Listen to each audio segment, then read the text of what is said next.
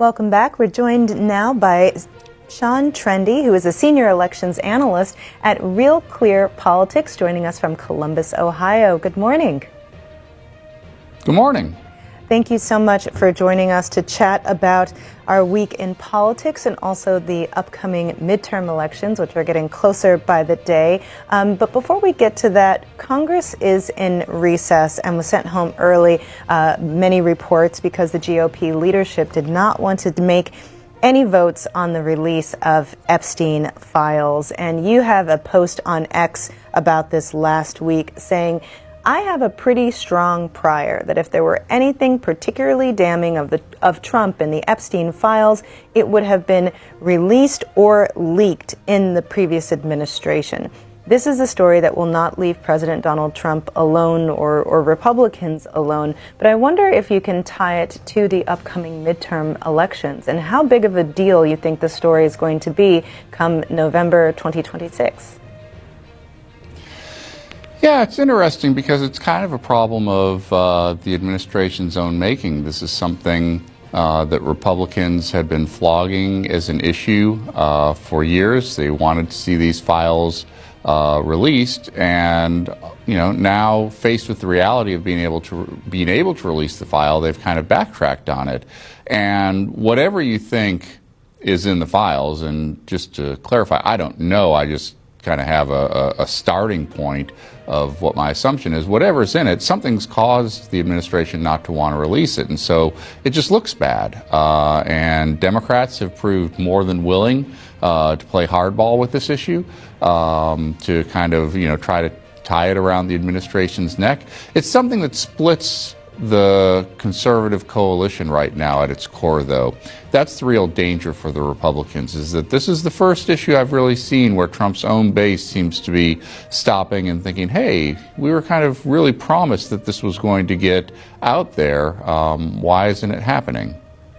We're going to be taking your calls and questions for Sean Trende of Real Clear Politics. Our line for Democrats is 202-748-8000. For Republicans, 202-748-8001. And for Independents, 202-748-8002. Let's start with Tony in Athens, Tennessee, on our line for Independents. Good morning, Tony.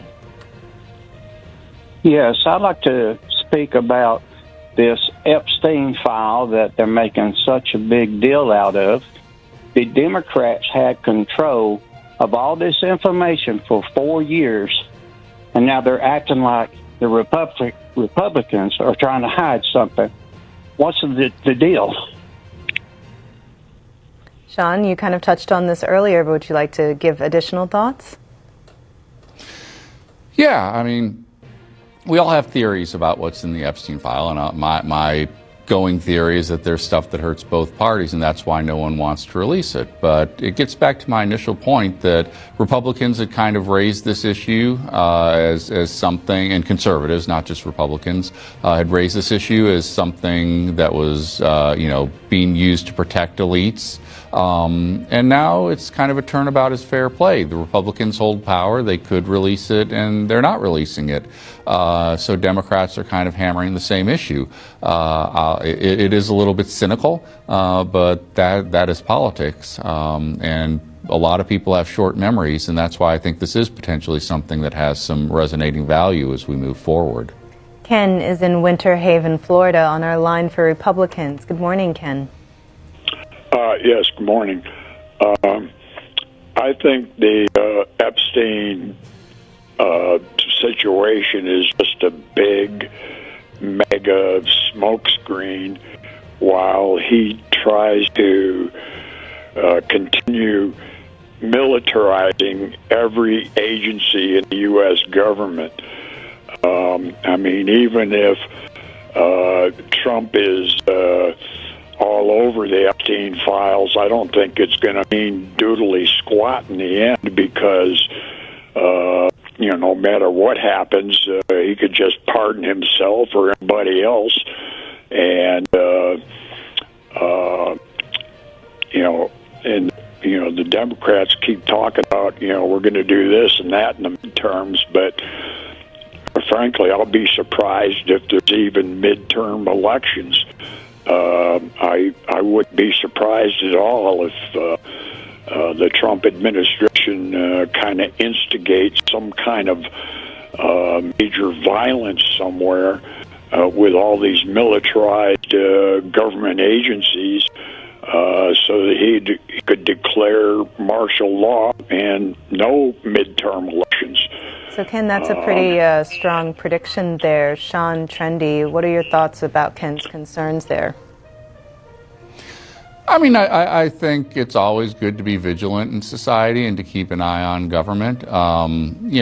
We had midterm elections during President Trump's first term. My expectation is we're going to have them, my strong expectation is we're going to have them in this term, but I can't criticize people for keeping an eye on the government. I think it's an interesting point raised about the Epstein files as a smokescreen. You do have to remember that Donald Trump, whatever else you may think about him, is a master of media and controlling the narrative, and there is an argument I think to be made that he uses some of these issues to keep people focused on the shiny object. I think it's a little bit of a dangerous game here, though, because as I think you can tell from some of the questions, people are focused in. It's something that they potentially understand. One final thing, President Trump could pardon himself for federal crimes, but a lot of the potential crimes are state law crimes for which he would not be able to pardon himself. Patricia is in Boynton Beach, Florida, on our line for Democrats. Good morning, Patricia. Yes, it's very interesting about Ghislaine Maxwell. They need to look into her father. Her Patricia, father. make sure you turn down the volume on your TV, please. Okay, just a moment. Not be able to pardon himself. Patricia is in Boynton. All right, we're waiting on that. Let's go to BJ in Cleveland, Ohio, on our line for Independence. Go ahead, BJ. Thank you. I'm going to be 95 in October. I've been around quite a long time, seen a lot of things. I think Donald Trump has been a remarkable president because of his businesses that he had, construction and all that. He knows financing. He knows the game. But he recently went to the Federal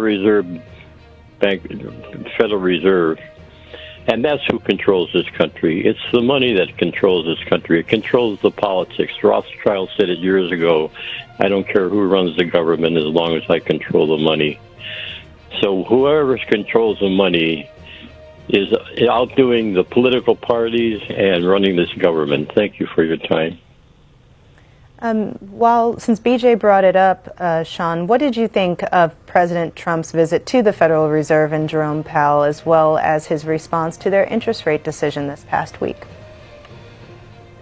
Yeah, the presidents always want, at least in the short term, to have the Fed, lowering rates because people like lower interest rates, and they like the idea of more money flowing through because people like money. It's a tough thing because part of what has made our economy in the post-war era so strong is that the Fed fought really hard, and there was a long fight over having Fed independence from politicians so that they can really just focus on making sure inflation is low and employment is high. So these visits from Trump to the Fed are clearly meant to try to pressure Fed policymakers. And anytime the president shows up in your office building, you obviously take the call or take the meeting, and I'm sure Powell listened intently. But on the backdrop, I think there's just some unease about the potential for a lessening of Fed independence and making things like the money supply more subject to political whims, which in the long run really can lead to counterproductive things like inflation. Eric is in Palm Beach, Florida, on our line for Republicans. Good morning, Eric. Thank you, Sean. It's nice to have you as a guest, and nice to get through. A little bit ago, you were talking about two particular Senate races that might be the most contested of all. I'd like to go back to that topic and name two that you didn't mention that are of interest to me, and maybe you could go into a little bit of length if they would be contested or you don't see it that way. One would be Georgia and John Ossoff, I think we say his name, Ossoff. I think he represents the woke Democratic agenda that you played with that North Carolina governor candidate. And, he supported the Biden and that whole movement and stuff, and he's lingering on with that kind of a legacy. And I wonder if he's vulnerable to a flip back in Georgia. I think those elections are pretty close. What do you think, Sean? Yeah, the Georgia Senate race is clearly the Republicans' best pickup opportunity. That's a Senate race that Democrats won during the kind of COVID era, it was the COVID election of 2020 when Ossoff won that seat. In a special runoff where Donald Trump had kind of come in and given him the impression to Republicans that, there's a chance their vote wouldn't count. And you saw depressed turnout in Republican areas. He's not going to do that this time around. So it's a state that swung rightward from 2020. Donald Trump did well there in 2024. You have Republican statewide office holders. Ossoff is young and he is fairly liberal for that state. I think it's going to be a very tough race. Donald Trump's job approval rating, it's not great, but it's not catastrophic. So I think especially if Republicans can entice one of their statewide office holders into the race, that's going to be the toughest hold for Democrats by far. We've spoken quite a bit about the Senate races coming up in the midterms, but when it comes to the House races, there's also quite a bit of controversy around redistricting. I'm looking at a story in the Texas Tribune, because Texas is one of the states looking at redistricting. Newsom, who's the governor of California, will move to redraw the California map if Texas redistricts, teeing up a national fight. The governor plans to go through the legislature to usher in a map with more Democratic seats if Texas tilts its map to the right, according to a person with knowledge of Newsom's thinking. What role do you expect these redistricting fights to play leading up to and in the midterms? Yeah, it's crazy that we are in 2026 or 2025 going into 2026 and we're still, trying to figure out what the map is going to look like. Obviously, Texas has Republicans potentially gaining 5 seats in the state. And when you have the House of Representatives like we have it today, where it's decided by you got a 3-seat majority. For the Republican Party, the potential of putting 5 seats into the safe GOP column is pretty significant. You have redistricting litigation in Wisconsin. You have redistricting going on in Utah right now with potential court-drawn maps hurting Republicans. And it now seems like everyone is talking about this Texas move setting off a firestorm with California looking to potentially redistrict, maybe New York or New Jersey, and then some other GOP states now starting to consider adding on with Missouri and New Hampshire dipping their toes in the water. So it could have a pretty significant impact on how these midterm elections play out, with control of the House being so close right now. And it looks like we have Patricia back from Boynton Beach, Florida, on our line for Democrats. Hello again, Patricia. Hi. I'm so glad I got back on. I had to register as a Democrat because in the state of Florida, you're not allowed to vote in primaries if you're an independent. But so I'm calling on the Democratic line. But I'm curious, as to why they haven't investigated Ghislaine Maxwell's father, who is so connected to the Mossad, to the Saudis, to everybody. I mean, I've even heard that, there was a Saudi that he was providing clients. So, Patricia, Sean focuses more so on politics and elections. Did you have any questions about the midterms, or is your question more about how this story is going to impact the political landscape more broadly? Yeah, I'm interested in how this, what they aren't letting out. Sean? Yeah, I think what we're getting from these callers is 2 important things. First, this is something that does resonate with average voters, or I guess this is C-SPAN, so you just by definition you're a little bit above average. But this is a story that everyone can get, and there are a lot of kind of tantalizing threads and side information out there for people to kind of hold on to. So it's what's going to keep this story going and kind of continue to raise the questions of well, what are people hiding? And your earlier caller was right. It's something that both parties have refused to do. But Donald Trump's in power. He holds the power right now. Republicans control Congress, and so you're going to see that message just hit again and again because it's just such a clean story Democrats can tell right now. Ronald is in Tacoma Park, Maryland, on our line for Independence. Good morning, Ronald. Yes, thank you for taking my call. I've served as the president of the National Association of Blacks in Solar, and I'd like to ask your guest, why isn't anyone talking about the unholy alliance between the fossil fuel industry and the politics in this country? Donald Trump, as he was running as a candidate in 2024, had a meeting with the fossil fuel industry and indicated if they put up $1 billion that they could do whatever they wanted to do. Now, the impact of this has been the repeal of the investment tax credits for the clean energy industry.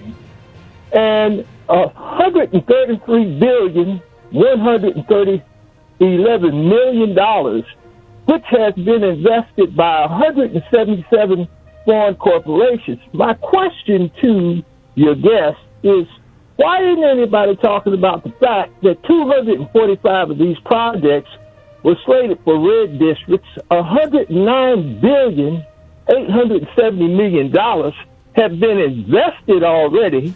Now the U.S. tax dollars from taxpayers, but by foreign 177 corporations, only 20 billion in blue districts.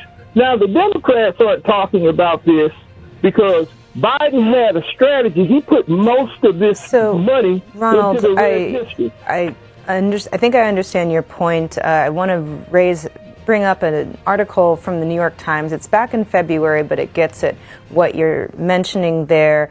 Trump is freezing money for clean energy. Red states have the most to lose. About 80% of manufacturing investments spurred by a Biden-era climate law have flowed to Republican districts.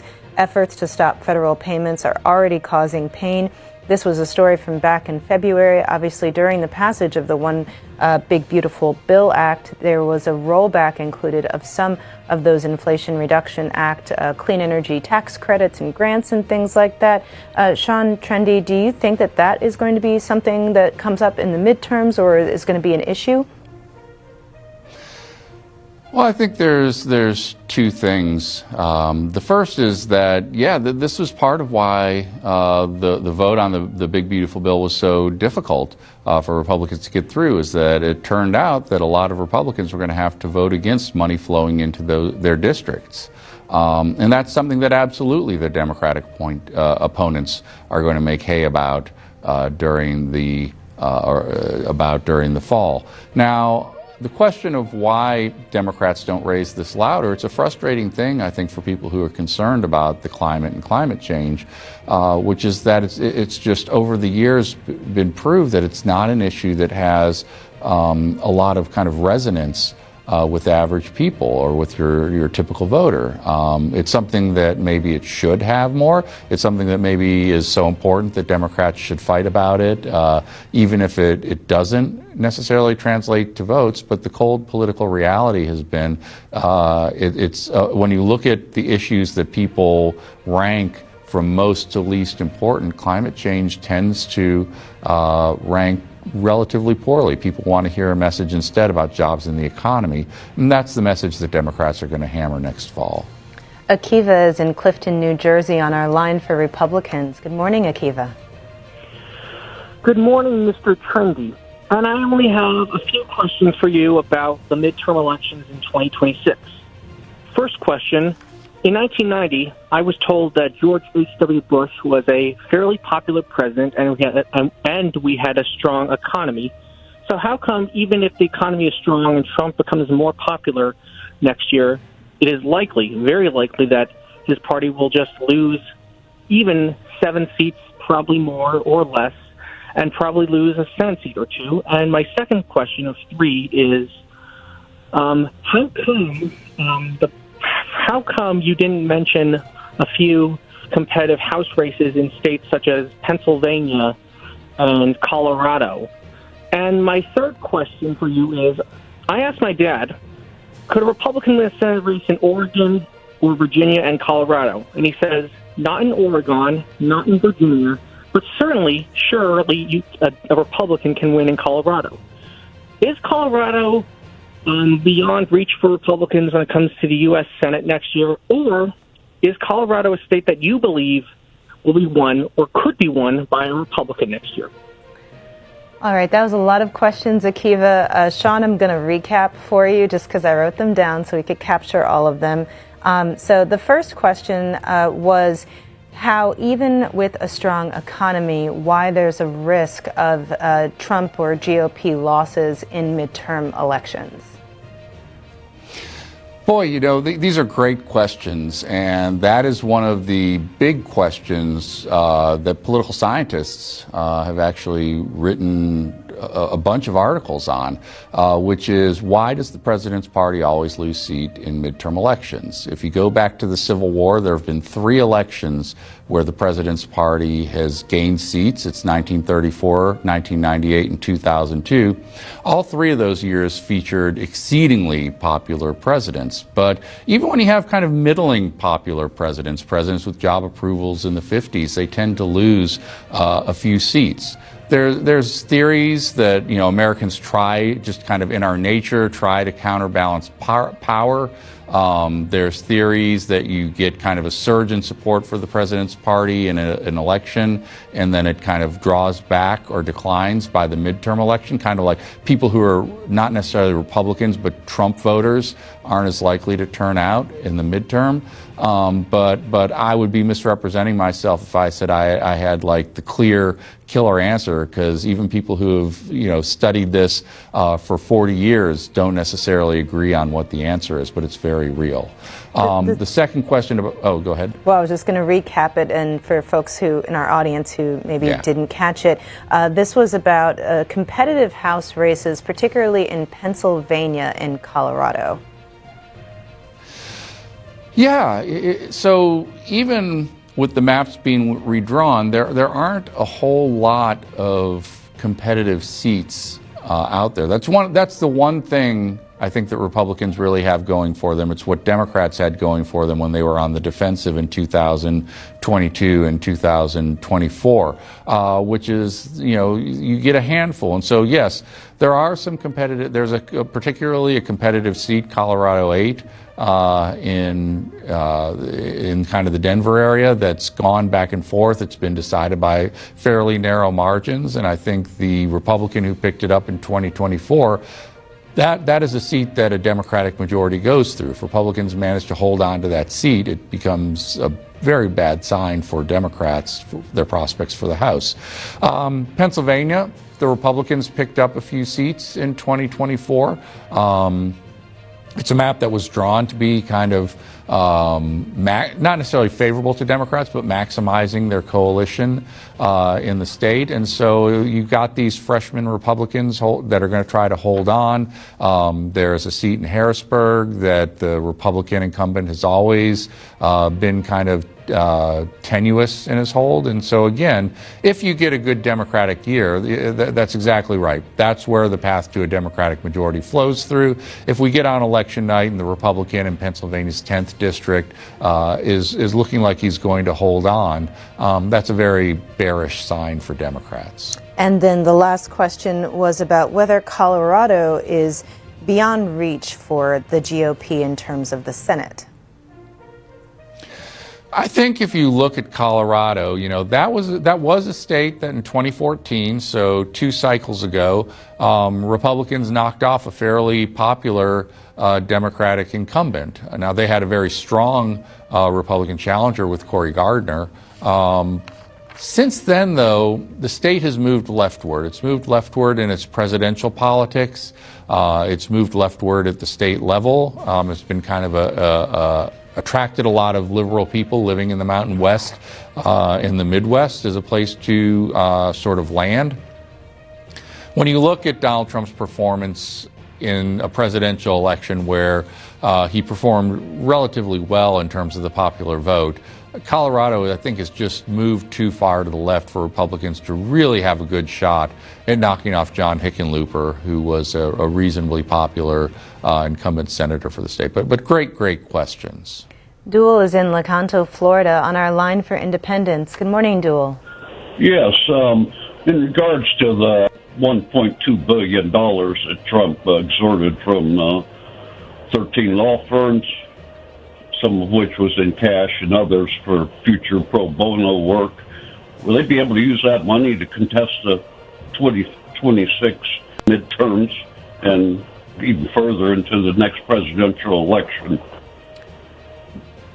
Dual, I want to make sure that I understand your question, that we understand your question clearly. Are you saying that the law firms that have decided to make settlements with Trump or the Trump administration, would they be using those funds to fight the outcome of the midterm elections? Is this what you're asking? Yes. Okay. Sean, do you have a response to that?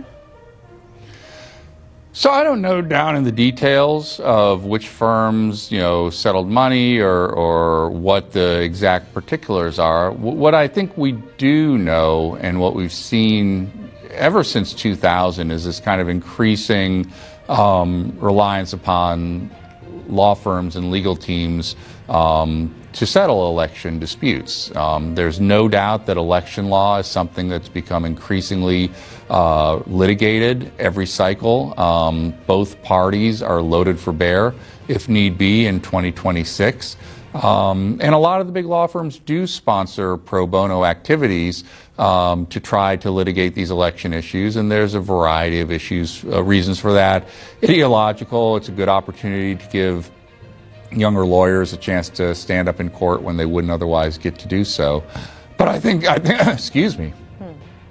I think the core of the question, gets to are big firms and are these elections going to be legally contested? And I think the expectation, given how things have moved over the past few cycles, has to be yes. All right, let's hear from Kelly in Clemens, North Carolina, on our line for Republicans. Good morning, Kelly. Hi. I wanted to make a comment first about the Federal Reserve. It is completely independent. It's actually controlled in a little part of London by the main banks there. And where are you getting that information, Kelly? I got that information from books that I've read. And it also comes from people who are financial that I have watched, and that's where it comes from. The main central bank is in a little part of London. So the Federal Reserve of the United States is based here in Washington, D.C., but did you have a broader question for Sean Trende of Real Clear Politics, Kelly? Yes, I did have a question with the Epstein real quick. It'll be quick, so I just wanted to see what you thought about the fact that the reason Trump is in the Epstein files is because back when they had the first time he went to prison in Florida there, Trump was helping the victims at that time, and it is reported and in the papers.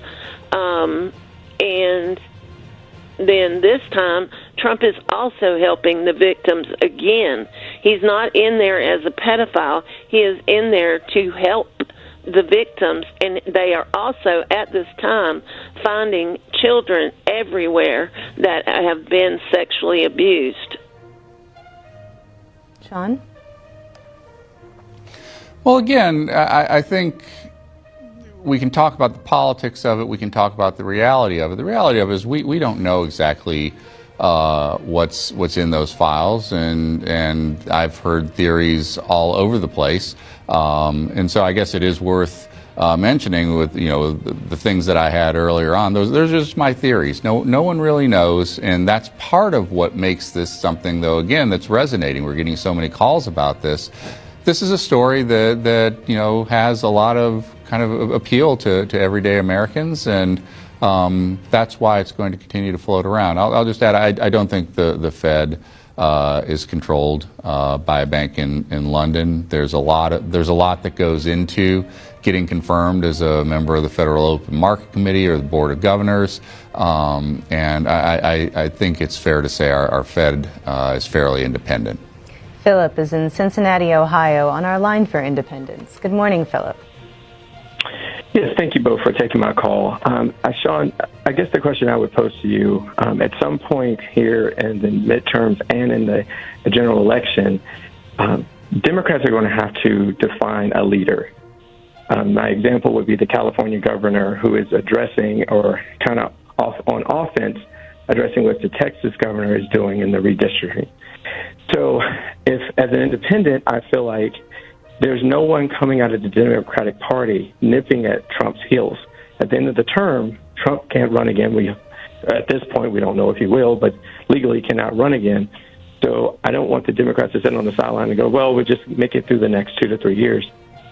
Really need to define who the leader will be and to hold Trump accountable and his team for the economy, things that he's doing, some of the mistakes he's making over in foreign policy, as well as this immigration policy that is obviously not going the way he said it was going to go. So could you speak to some of that for listeners? Yeah, it's funny. I was asked on a panel shortly after the election, who is the leader of the Democratic Party? And for the first time probably in 30 years, I didn't have a good answer to that. The Democratic Party, in terms of, has had massive generational change with Nancy Pelosi kind of stepping down as Speaker of the House. The Clintons are kind of they're still there, but they don't have the force that they once did, and the same to some degree is true with President Obama. So I don't know who the national leader of the Democratic Party is. I think you've hit the nail on the head on various people who are sort of auditioning for the role. Certainly Governor Newsom in California is making a pitch for that role. I think Hakeem Jeffries, the Democratic minority leader, is stepping up his efforts to try to fill that void in the Democratic Party. And as we get closer to the 2028 elections, and I know it's crazy to start talking about them, but you are going to see Democratic candidates throwing their hats in the ring, or at least trying to test the waters and see if they have the clout for a national role like that. Well, that's all the time that we have for this segment. Thank you so much to Sean Trende, who is the Senior Elections Analyst at Real Clear Politics. Really appreciate your time this morning, Sean.